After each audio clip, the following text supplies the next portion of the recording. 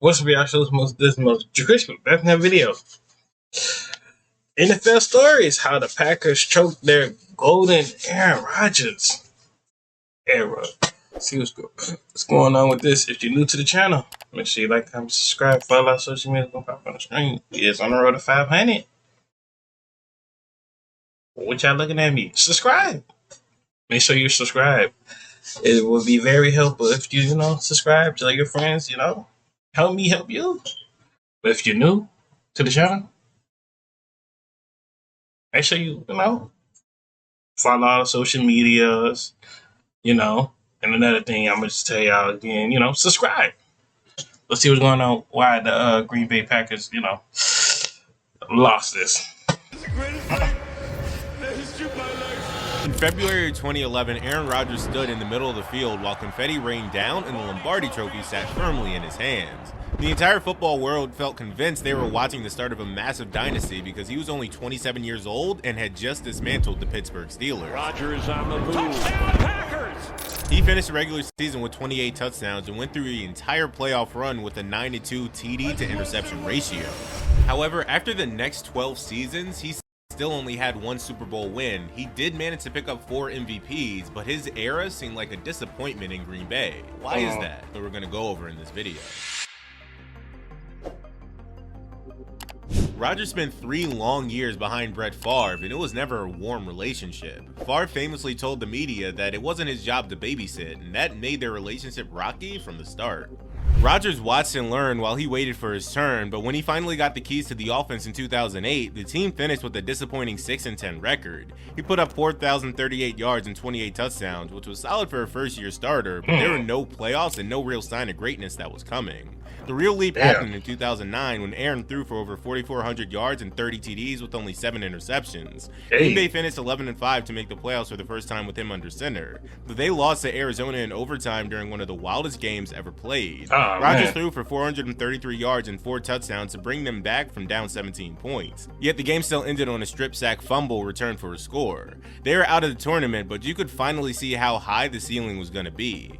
Everything changed in 2010 when the Packers entered the playoffs as a 6th seed with half the roster sitting on IR. Rodgers carried the entire team on his back, starting with the 48-21 blowout of the top-seeded Falcons in the divisional round. He survived a physical battle with the Bears in the NFC Championship game, and then in Dallas, he carved up Pittsburgh for 304 yards and 3 touchdowns. He won the Super Bowl MVP and got his ring, and the job was officially done. The crown had finally passed from Favre to Rodgers, and it felt like the start of a long era of winning. Instead of wondering if they would win again, everyone was just trying to guess how many more trophies. This season is the type of year that makes you realize you're witnessing greatness in real time. Aaron Rodgers was playing out of his mind, throwing 45 touchdowns against only 6 interceptions while putting up a 122.5 passer rating. That number actually broke the all-time single-season record at the time. Green Bay finished the year 15-1, and their only loss came against Kansas City in a game that felt like a total fluke. By December, the media was already writing pieces about the next great NFL dynasty. Everything seemed to be lining up perfectly for another ring. Rodgers secured his first MVP award, the Packers locked up the top seed in the NFC, and they were set to play at home against a 9-7 Giants team that basically stumbled into the postseason. Green Bay entered the game as massive favorites, especially considering they had won over 13 straight regular season games at Lambeau Field. Then the actual game started, and they lost 37-20. Rodgers finished with a 78.5 passer rating and threw for 264 yards with 2 touchdowns and a pick. But the real issue was how the offense just went cold when it mattered the most. New York's defensive line lived in the backfield all afternoon, and Rodgers never looked comfortable in the pocket. However, you can't pin the entire disaster on the quarterback because the defense was softer than tissue paper. The Giants hung 37 points on them in the freezing January cold at Lambeau. My god, bro. Like, I hate when wide receivers just don't even try to attempt the catch. Like, look at the ball. Use your hands. Like, it's so simple to catch the ball.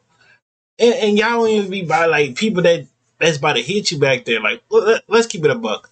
What legend right now in the 2011 right now on defense was ready about to hit some Packers right now? Keep it a buck. They ain't got Cam Chandler like that. They ain't got Sean Taylor. So what are you scared of catching the ball for? I don't understand. Green Bay handed the game away with 4 turnovers, and while the Giants eventually beat the Patriots in the Super Bowl, that doesn't excuse the result. The most frustrating part of this loss how the organization handled the fallout. Instead of fixing the obvious holes, the front office basically did nothing, and the defense remained middle of the pack for the rest of the decade. You could try and diminish the Giants' collapse as a one-off event where the ball just doesn't roll their way.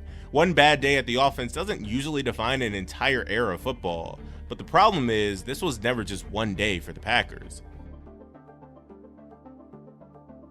The 2012 season followed the exact same script. Rodgers was still elite, throwing for 39 touchdowns and leading the team to 11 wins. But then the playoffs happened and Colin Kaepernick showed up and ran for 181 yards against them. The 49ers walked away with a 45-31 win in the divisional round that wasn't nearly as close as the score suggested. Green Bay's defense had no answer for the read option, and San Francisco moved on to the next round without even breaking a sweat. Things got even more stressful in 2013 when Rodgers broke his collarbone against Chicago in Week 9. He missed 7 games while the Packers struggled to a 2-5-1 record without him, leaving them in a win-or-go-home scenario in the final week. They had to go into Soldier Field against the same team that knocked him out just to sneak into the dance. With the season on the line in the fourth quarter, Aaron rolled to the left on 4th and 8 and launched a 48-yard bomb to Randall Cobb for the game-winning touchdown. It was a legendarily clutch moment that clinched the division and reminded everyone why he was the best in the world. But the celebration didn't last long because they drew San Francisco again in the wildcard round and lost. Rodgers was held to 107. Like, people don't give Aaron Rodgers that much, credit, but that nigga is top 5 though. He is top 5 best quarterbacks hands down. He might not have a lot of rings, but them stats show it that he's going dumb. I'm not gonna hold you. 27 yards as the Packers only managed to put up 20 points. That made them 0-2 against the 49ers in the postseason, and the same schematic flaws kept biting them because the coaching staff never found a real solution. That brings us into 2014, which is where the story becomes truly painful for Packers fans. Aaron was back in MVP form, throwing for 38 touchdowns and only 5 interceptions for a 112 passer rating.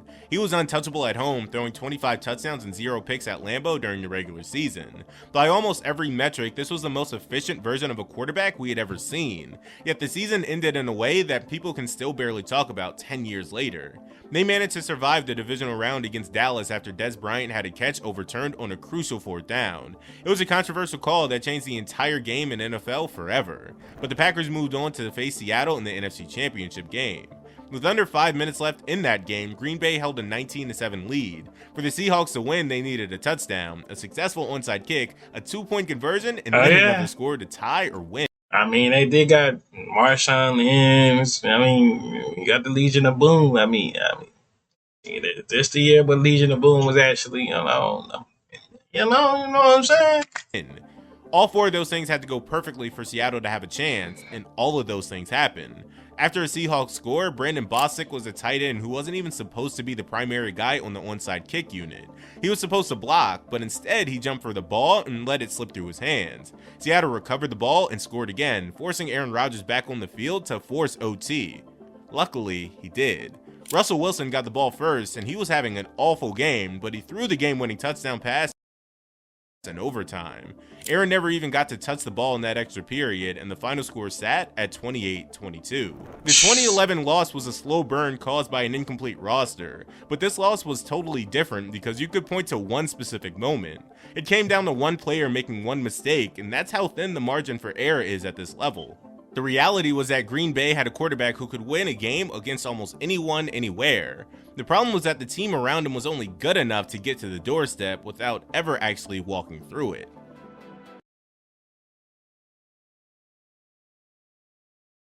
I'm launching my website, but I need the right name. You can purchase what's available on Wix Domains. Wix Domains shows you are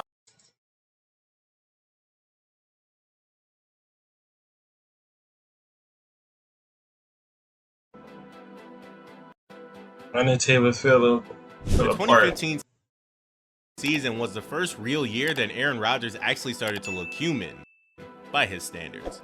His completion percentage dropped, and he sat at a 92.7 passer rating, but he still managed to scrap his way into the playoffs, and they faced Arizona for the first time in a long time.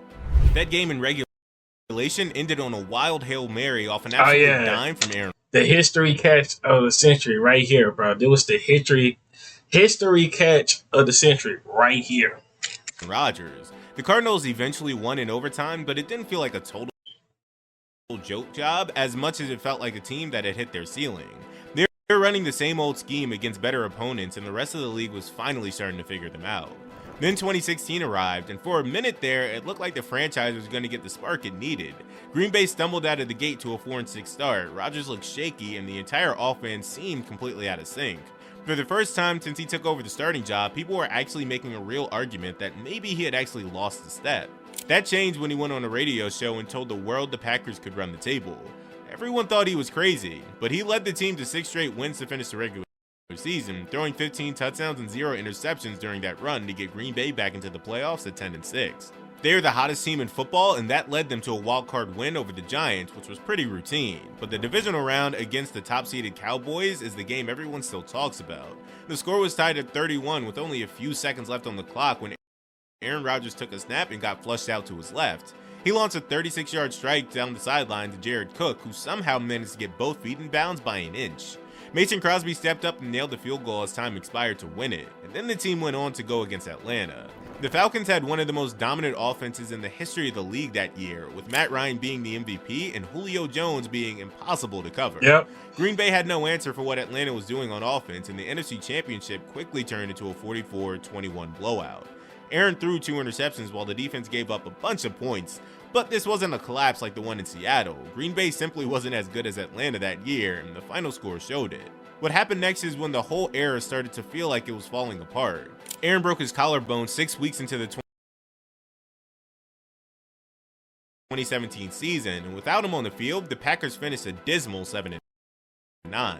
They were a bad football team without their star, which really showed you how thin the roster was underneath the quarterback. When 2018 rolled around, he came back perfectly healthy and threw for over 4,400 yards with only 2 interceptions. It was one of the cleanest statistical seasons he had in terms of protecting the ball, but Green Bay still went 6-9-1 in the playoffs for the second year in a row. That failure is what got Mike McCarthy fired. The organization made the call in week 15 after a loss to Arizona, which was a move they had honestly probably been weighing for 2 or 3 seasons already. The Aaron Rodgers era was running on fumes, and it desperately needed a shock to the system. Matt LaFleur took over in 2019, and the results were almost instant. They made it all the way to the NFC Championship game because of his younger offensive-minded system and more pre-snap motion to adjust to what Rodgers can now do in his late 30s. Green Bay finished 13-3 in that first season under LaFleur and earned a first-round bye, which made it look like the organization had finally found the reset they needed. Then they traveled to San Francisco for the NFC Championship and got absolutely dismantled. The final score was 37-20, but the game wasn't even as close as the scoreboard made it look. The Packers didn't score a single point in the first half, going down 27-0 because Kyle Shanahan's defense knew exactly how to knock Rodgers off his rhythm. He finished with 326 yards and 2 scores, but the Packers couldn't stop the 49ers run game. That made 3 straight losses to San Francisco in the postseason. And what happened next is where the story really gets messy. In April of 2020, the Packers decided to trade back up into the first round to draft Jordan Love, a quarterback out of Utah State. Aaron found out by watching the draft on TV just like everybody else. Nobody had consulted him or even gave him the heads up that it was happening. Dang. He called the move disrespectful, and he was absolutely right to feel that way. You can understand the front office's logic if you look at it. Anyways, like that's what's messed up. Cause why would you do that, saying like, you know, I have history here. You know, I've been totally with them over here. Now you wanted to go draft a new quarterback, and I know it's like the future and all that bad stuff. But come on now, you could have let him at least be backed up for at least told me he could have like learned from me. But nah, y'all want to do that snake stuff. Distance, since Rodgers was 36 and the window was going to close eventually. They didn't want to wait until the last second to find a successor, but the timing of the move was incredibly tone deaf. You don't spend a first round pick on a replacement without talking to your star first, especially when that pick could have been used on a receiver or a lineman to help the team win right now. Green Bay chose to focus on the future instead of the present, and Aaron heard that message loud and clear. He decided to respond the only way he knew how. The 2020 season was arguably the best football Aaron has played in his entire life. He put up 48 touchdowns against only 5 interceptions and completed over 70% of his passes. His passer rating was 121.5, which was the second highest mark in history behind his own legendary 2011 season. His connection with Davante Adams reached a level that the franchise had never seen before between quarterback and wide receiver. Green Bay finished finished 13-3 to earn the top seed in the NFC, and Rodgers walked away with his third MVP trophy. I mean, It was that's a right. season that felt more like a direct message to the front office. If you want to move on, you're going to have to wait. Then came the game against Tampa Bay. In that NFC Championship game, Rodgers threw for 346 yards and 3 more touchdowns, while playing under constant fire from the Buccaneers pass rush. With about 3 minutes left and the score at 31-23, Green Bay had a first and goal from the 8-yard line with a chance to tie it. LaFleur called 3 straight passes, and when none of them really worked, the Packers decided to kick a field goal to make it 31-26. Tampa got the ball back and simply ran out the clock. Those 3 passes from the 8-yard line and the decision to kick a field goal while trailing became the go-to example for every criticism of LaFleur's postseason coaching. Rodgers followed that up with back-to-back MVP seasons. In 2021, he won his 4th trophy by throwing for 37 touchdowns and only 4 interceptions. Packers went 13-4 and took the top seed in the NFC for the 2nd year in a row, entering the playoffs as heavy favorites with home field advantage. Everything was lined up for a Super Bowl run. San Francisco came into Lambeau as a 6th seed that had barely made the playoffs, but the Packers lost 13-10. Aaron didn't throw a single touchdown, and a block punt return for a score ended up being the difference in the game. Oh, wow. He became the first quarterback in the history of the NFL to lose 4 straight playoff games to the same team. He had just spent 2 years as the best player in the league, but it resulted in 2 straight exits before making a Super Bowl appearance. The math just wasn't adding up anymore, and the organization decided the only answer was to redo his contract, restructure their roster, and try this whole last thing one more time. The 2022 season kicked off with a massive hole in the roster. Aaron had spent that offseason contemplating retirement, and while he was doing that, Davante Adams had spent years making his connection with Rodgers look like a video game cheat code, but he was over it. And midway through the offseason, he was traded to Las Vegas. Oh, wow. While the front office brought back draft capital in the deal, when Rodgers decided he was coming back, they left him with a receiving core made up of young, unproven players who were suddenly expected to carry a high-level offense. The situation got even more difficult when Aaron spent the majority of the year playing through a broken thumb on his throwing hand. The Packers limped to an 8-9 finish, and Rodgers struggled to find his rhythm, finishing with 26 touchdowns and 12 interceptions. That was the worst ratio of his entire career as a starter, falling behind his first year in the league and even previous injury-plagued seasons. Everything came to a head in the worst possible way during a Week 18 matchup at Lambeau Field. They were facing the Detroit Lions, a team that had been eliminated from the playoffs just hours before kickoff. Green Bay controlled their own destiny and only needed a win to get into the postseason, but the game slipped away when it mattered the most. With the season on the line, Aaron dropped back on 3rd down and threw a late interception to Kirby Joseph that effectively ended the game. He walked off the field slowly, heading straight for the tunnel. That specific image of a 39-year-old Rodgers walking away with Randall Cobb after a loss to an eliminated rival is the real closing shot of his time in Green Bay. It isn't the confetti falling or that legendary sideline throw to Jared Cook against the Cowboys. The era ended with a quiet walk into the tunnel at Lambeau Field after the Lions sent him home. The Packers wasted one of the best primes in NFL history, point blank. There's no reason he should have the same number of Super Bowl appearances and Super Bowl MVPs as Nick Foles. Shout out to him though. Aaron Rodgers will go down as one of the most gifted passers to ever step onto a football field. When it comes to his touch, his arm strength, or his uncanny ability to make accurate throws from angles that shouldn't even be possible, he's going to go down as a legend. And whenever he do have little ones, they're going to be the greatest. He's arguably the best to ever do it. He can improvise and extend plays better than almost anyone we've ever seen. The hardest part for fans is that Green Bay was actually never bad. They were just good enough every single. No, Green Bay was just terrible freaking drafting people and picking up pieces for their stuff. That's the only reason why Green Bay was so suck. They so ass.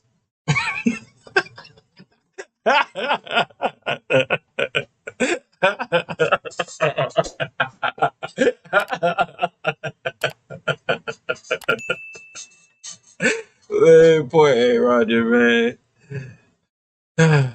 Man, Aaron Rodgers, bro. The GOAT, man. But I hope y'all enjoyed this video. Make sure you like, comment, subscribe. Follow our social media pop on the screen. We're on the road to 500.